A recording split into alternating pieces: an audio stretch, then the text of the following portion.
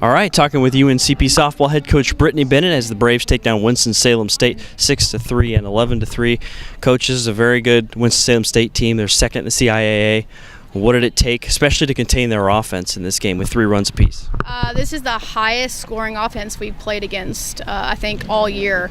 I think their overall team batting average was like 366, so we knew they were going to put the ball in play, and they did. We had to make outs, but I think they've only lost like 4 games maybe. They're like 26-4, so I was really trying to watch as much as I could to see what we could pick, but we did a really good job of having some shutdown innings, like where we got the leadoff out and then we got the second out, and then they only got the runner on with 2 outs. And it's much easier to slow a good hitting team down when you get those, if not the leadoff out, but getting the first 2 and then only letting runners on when there's 2 outs, because it really helps with the score, keeping the score low.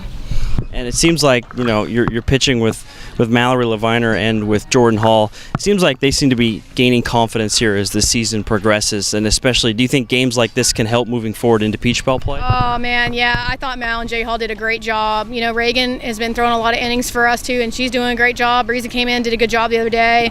I talked early on about any pitcher can get it done. We made an executive decision today that we thought Jay Hall would do better right there in that situation, and it showed. I thought Mallory and Jay Hall did a fantastic job. They put the ball in play.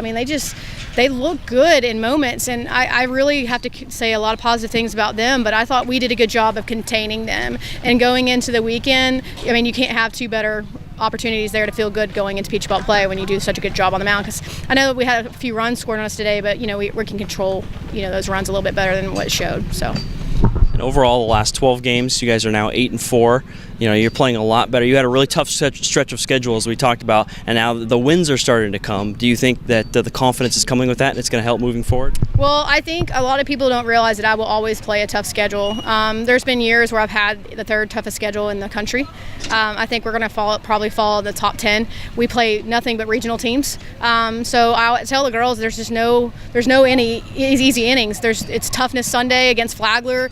We have to come every inning and fight. But I think we're prepared for games like this because we don't have a break. I think we showed up today because we've had such tough competition coming into it. So, we could make our schedule a little bit lighter, but I don't know what the purpose of that is. And I want to know that if we can make it to regionals, it's because we earned it, because we were playing the right team. So, yeah, we started off rocky in March. We also started with North Georgia, who's number 1 in the country, or 3. Young Harris goes to the Super Regional last year. We played Coker and Newberry's in the regionals last year. Limestone, who's in the regional last year. We had no break, but I refused to play an easy schedule. So yeah, I know it was tough for us, but I think we found ourselves, and I think the girls just enjoy playing with each other right now. We can hit any pitching you throw at us right now. We're having 6, 8, 10 hits a game. I don't have to worry about what we're doing on defense or on the mound. And you've already surpassed last season's Peach Belt win total. You have 4 wins, and Georgia Southwestern and Columbus State coming up this weekend, a couple pretty good teams in conference play.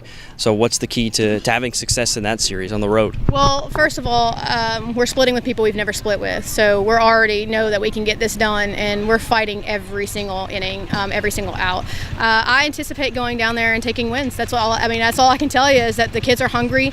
They've bought into something I won't say on the camera just because it's our personal thing, but we're fighting for something here, and they're believing in it, and they're trying to. And we almost take that game against Flagler the other day too. So we haven't swept them since I think 14. So really, really excited about what we have right now. Really like who's in the lineup, and I really like how our role players are coming off the bench and contributing to our team, and they're understanding their role better. And I just feel like this team is just rolling on all cylinders. I told the girls the other day we were 0-6 in conference to start, and then our next 6 games we were 4-2.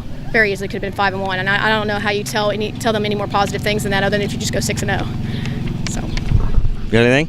Of course, we talked on Sunday about you guys putting together so we can guys get those sweeps instead of just splitting. How does it feel today to just get that sweep? Well, honestly, this is gonna be the worst thing I'm gonna say all year. Our record is not reflective of the way we've played. We've lost a lot of 1-run ball games. We've lost a lot of extra inning ball games.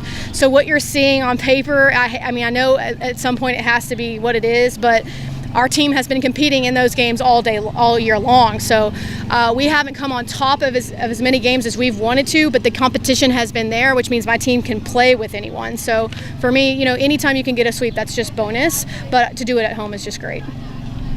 Thanks, Coach. Congrats. Thank you so much. Go Braves.